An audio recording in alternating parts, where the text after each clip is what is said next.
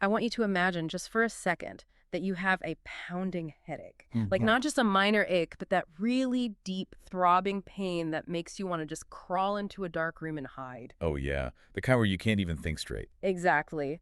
So, what is your very first sheer primal instinct? I mean, before you even reach for the medicine cabinet, you probably have this overwhelming urge to press something cold right against your forehead or, the back of your neck. It's an incredibly intuitive response, really. Mm. Most of us don't even think about the mechanics of it. We just grab a bag of frozen peas or an ice pack or even cool washcloth.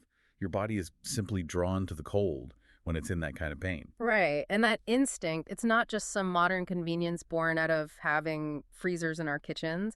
It's actually a biological pain relief behavior that has been documented for millennia. Right, our ancestors were doing the exact same thing to treat their migraines. Yeah, which points to this fascinating continuity in human biology. It really does. Yeah. It tells us that sometimes, our most universal ancient remedies hold very profound physiological secrets.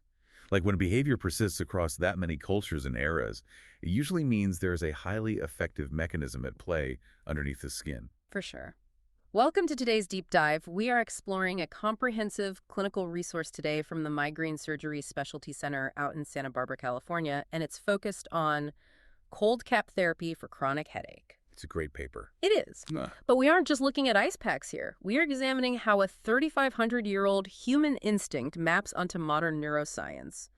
And, well, where the limits of that physical therapy actually lie, and what happens when temporary relief simply isn't enough to fix a structural problem. It's a remarkable progression to follow. We are taking a journey from the very earliest historical records of medical care, straight into the mechanics of peripheral nerve anatomy, and ultimately to some highly advanced surgical interventions. Okay, let's unpack this, because starting with the history, I mean, understanding the timeline puts the modern technology into such a brilliant context. It really does. The clinical material actually traces this back to Egyptian medical papyri from around 1550 BCE. They were specifically describing the use of cold poultices for head pain. Right, and the documentation only gets more precise from there. If you move into ancient Greece, Hippocrates was actively prescribing cool environments for patients suffering from what the texts very clearly describe as migrainous headaches. Wow, even Hippocrates. Yeah. And then a few centuries later, in the 2nd century CE, you have the Roman physician Areteus of Cappadocia making some very specific clinical observations. Right, he's the one who originally described hemicranial pain, right? Exactly. Meaning pain isolated to one side of the head, which is, the classic diagnostic hallmark of a migraine today. Precisely.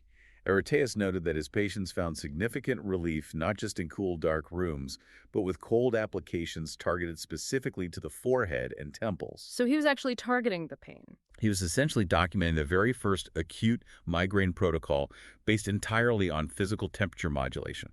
That is it's basically early human biohacking. It is. You look at the medieval and Renaissance periods, and people are like pouring cold water over their heads or tying these cold-soaked linen cloths around their temples. But there's this one detail from the historical timeline that I found incredibly striking. Sufferers would literally hold cold river stones to their temples to stop the throbbing. Just pulling rocks out of the water. Yeah, they were just reaching into a stream and putting a freezing, smooth rock against their skin to intercept the pain. It perfectly illustrates that human drive for a counter-stimulus. By the time we enter the 19th century, we see this ancient practice become thoroughly medicalized. Right. The mid-19th century brought about reliable commercial ice production. So suddenly, doctors had access to standardized cold therapy, and rubber ice bladders became an absolute staple in physicians' offices for treating what they termed sick headache. Sick headache. So they were putting ice on their necks in the 19th century, hoping to, cool the blood? But were they actually accomplishing that? Partially, yes. Early neurologists advocated putting ice specifically on the posterior neck, the occiput. The back of the head. Right. Their working theory was that they were physically cooling the blood as it entered the cranium through the carotid and vertebral vascular systems. They believed migraines were strictly a vascular issue, so they were trying to reduce the vascular engorgement by cooling the blood supply. I mean, that is a bit imprecise by modern standards, right? Considering we now know migraine pathophysiology is highly neurological, not just, dilated blood vessels. Right, it's more complex than just blood flow. But they were definitely pointing toward physical mechanisms that we still rely on today. By the early 20th century, ice packs were listed in medical texts right alongside heavy pharmacological interventions like ergotamine. And that eventually brings us to the 1980s and 90s, where we see the introduction of purpose-engineered cooling devices, like those gel-filled caps that actually conform to the skull. Which brings up a critical juncture in our understanding. Ancient humans, and even those 19th century doctors, knew that cold therapy worked. But modern neurobiology has finally allowed us to explain exactly how it works. We've finally peeked under the hood. Exactly. We have moved from observing the outside of the head to understanding the complex cascade of biology happening underneath the skin. And that cascade involves several overlapping physiological pathways. The most immediate one, which ties back to those 19th century doctors, is vasoconstriction. Right. Vasoconstriction is simply the physical narrowing of blood vessels. When you apply a cold cap to the scalp, those superficial blood vessels immediately constrict in response to the sudden temperature drop. Because it's trying to conserve heat. Yes. Now, while we know dilated blood vessels aren't the sole cause of a migraine, the pulsation of those vessels still matters. When extracranial vessels throb, they mechanically irritate the pain-sensitive nerve fibers that travel right alongside them. Ah, I see. So by constricting the vessel, you decrease that mechanical throbbing input. Less throbbing equals less physical irritation of the nerve. That makes sense. But the temperature drop doesn't just act on the vascular system, right? Yeah. It directly alters the nerves themselves through peripheral nerve cooling. It does. And this is where the specific anatomy of the head becomes highly relevant. The human scalp is very richly innervated. Lots of nerve endings. Tons of them. In the frontal region, you have branches of the trigeminal nerve, specifically the supraorbital, subtrochlear, and zygomaticotemporal nerves. Okay. And then in the back, you have the greater and lesser occipital nerves.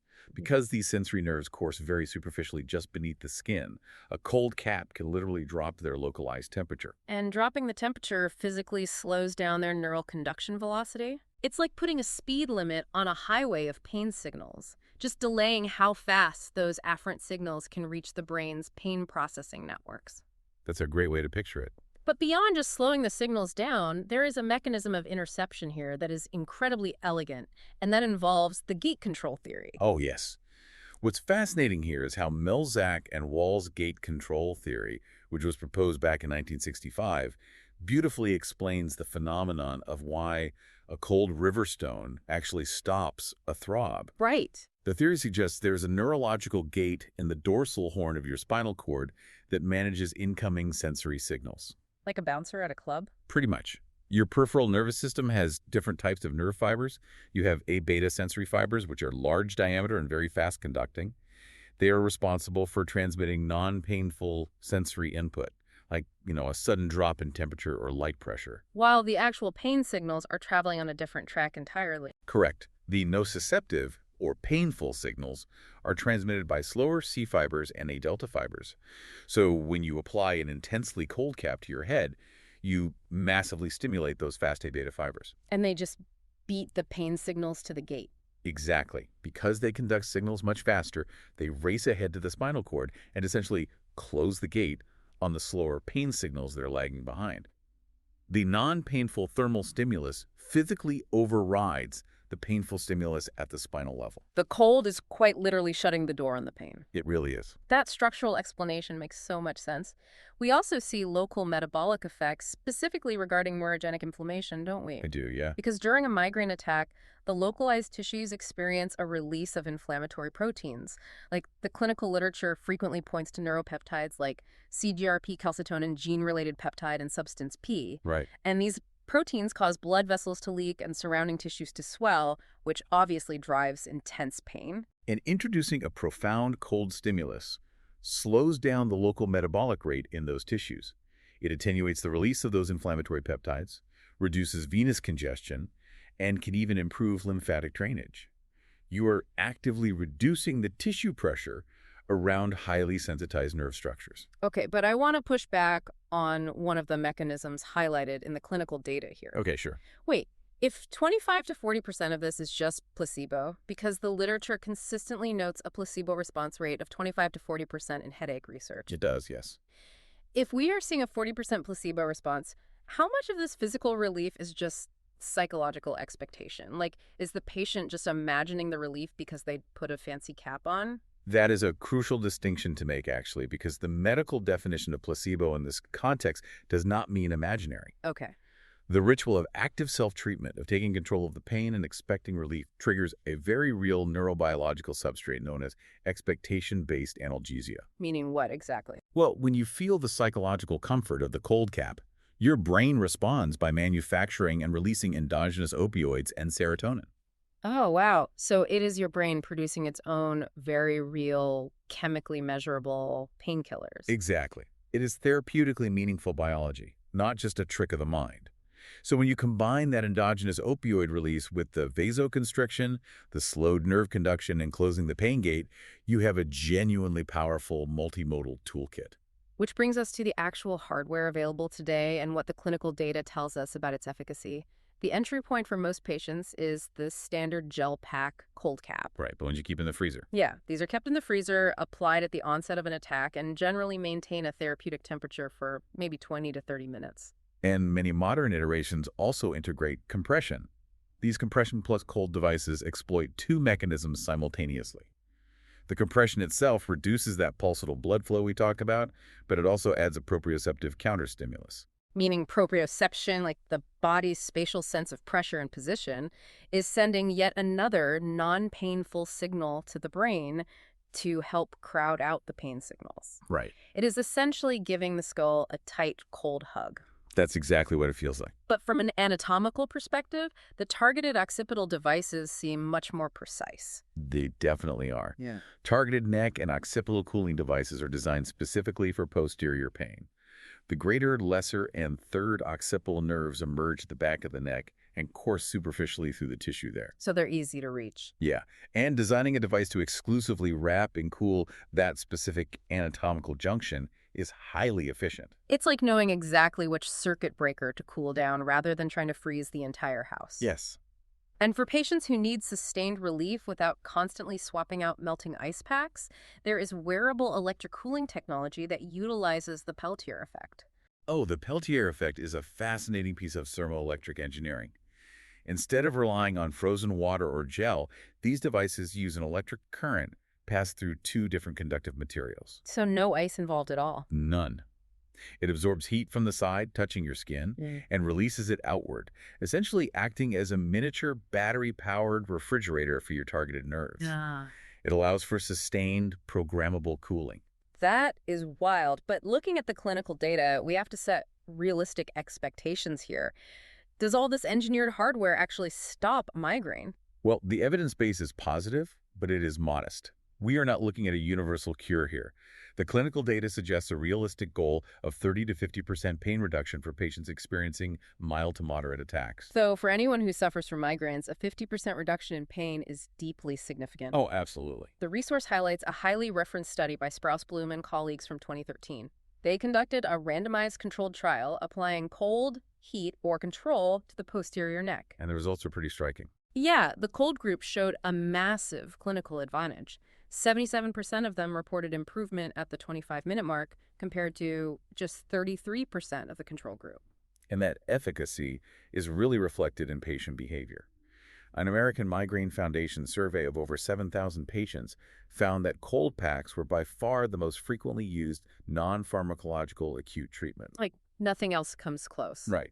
Nearly 68% of patients utilized them, and over half found them clinically helpful. And the clinical guidelines suggest they are best utilized early in the attack.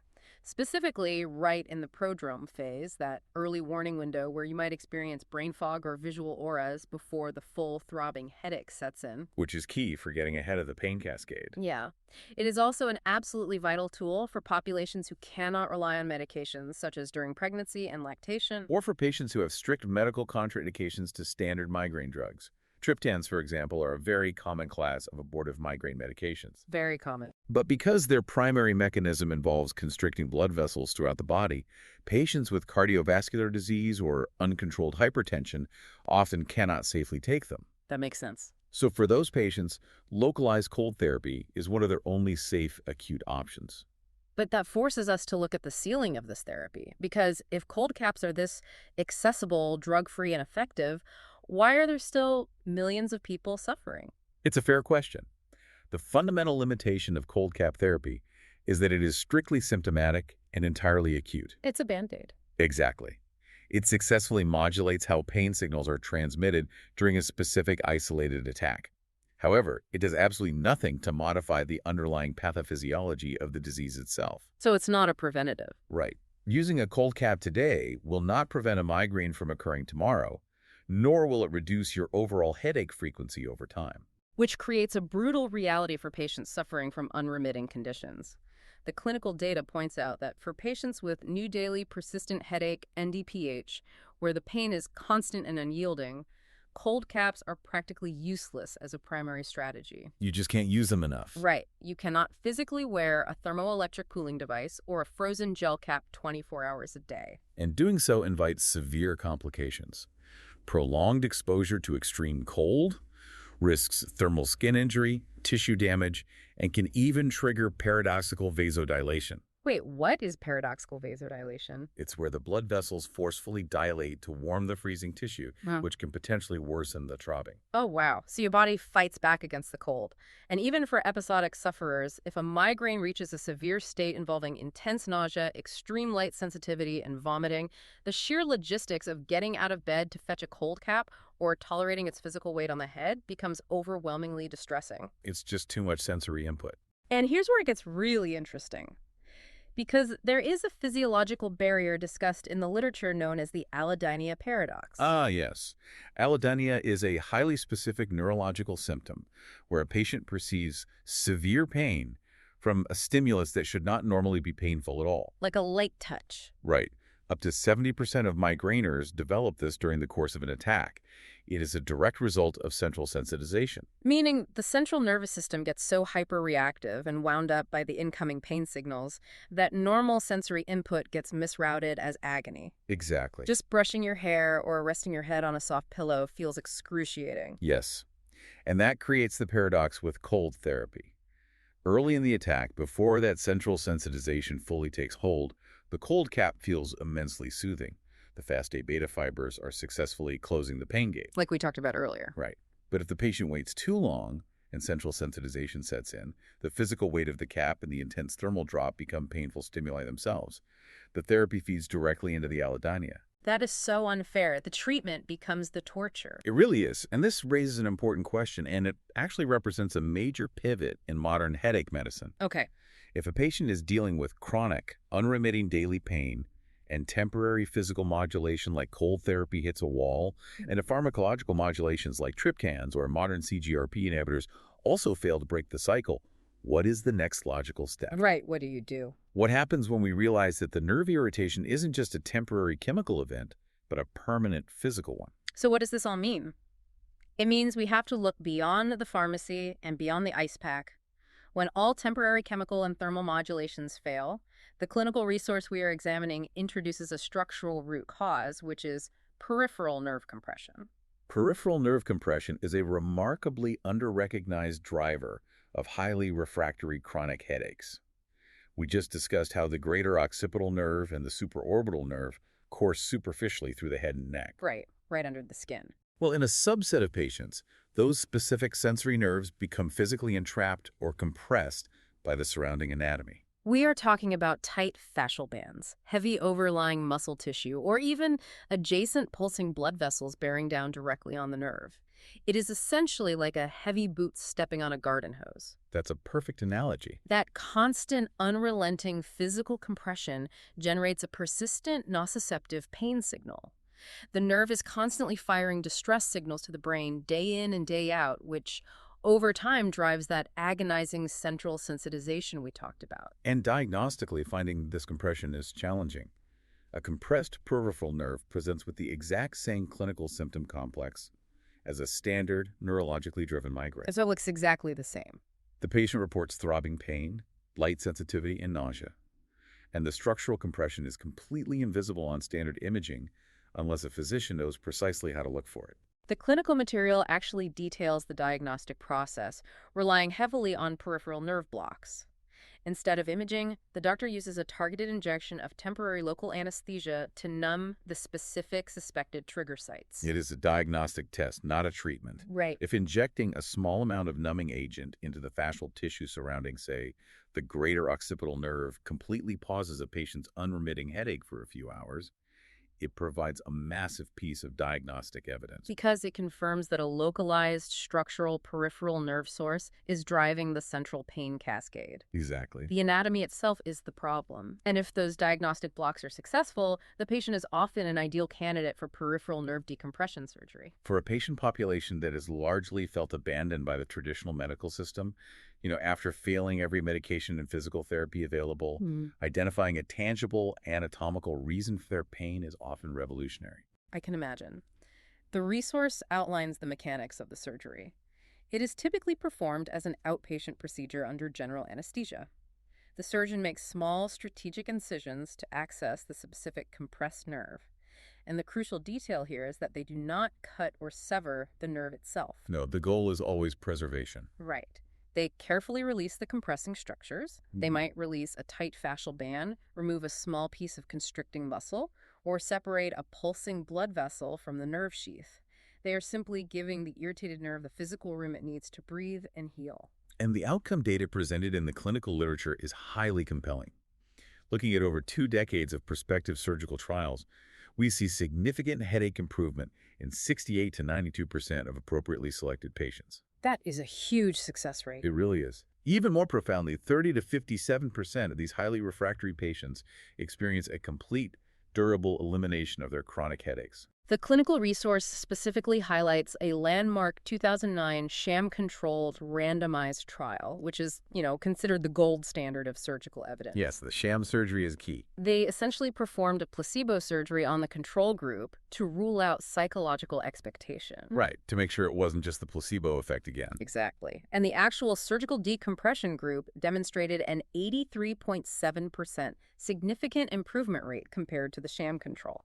It unequivocally validates that releasing the anatomical compression is a structural fix, not just the placebo effect of having an operation. It represents a fundamentally different approach. It acknowledges that when the physical architecture of the body is driving the pain, chemical and thermal therapies will always eventually fall short. It is incredible to step back and look at the vast scope of the journey we just explored today.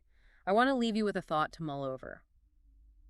Consider how many of our most advanced, highly engineered medical interventions are simply modern ways of honoring our ancient, intuitive biology. That's a great point. We started 3,500 years ago with our ancestors instinctively pulling freezing river stones out of the water to numb a screaming, throbbing nerve in their forehead.